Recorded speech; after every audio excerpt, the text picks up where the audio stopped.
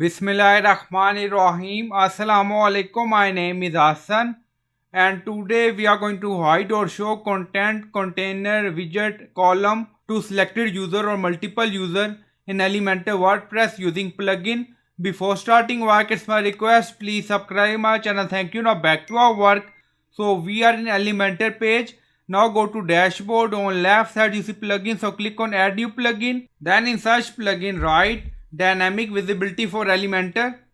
So this is plugin dynamic visibility for Elementor we will use. So you will install this plugin and activate it, and after activation go to Elementor page and refresh the page. So we are going to hide or show content to selected user or multiple user. So it's up to you. Now you see widget, adding widget, so click on it. Now you see visibility, new option by adding plugin. Now you see text widget, so click on it. Again you see visibility. Now click on edit container, so click on it. Now you see layout, style, advanced visibility, new option. And then you see dynamic visibility, enable this option, yes. Then you see multiple option, and then you see display mode. You see two options, show, hide.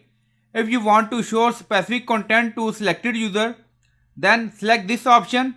If you want to hide selected content to selected user or multiple user, then select hide. So it's up to you. Now you see show hide.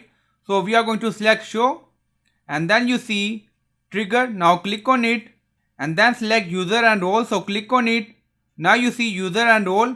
Now expand it, and then you see selected user. Type here the list of user. You will able to view or hide this element. So it's up to you. So you can add multiple username. Now you see simply separate them by a comma. So this is format. So you can add username. So you can use their ID, email or username. So you can use any of these. So it's up to you. Like this. If user ID 1, now we added 1. Now comma. If another user ID 2, now add 2. If another user ID 3, now add comma.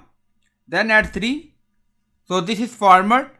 And if you want, you can add user multiple email to display or write content according to requirement. If you want, you can add username. So it's up to you, and then click on update.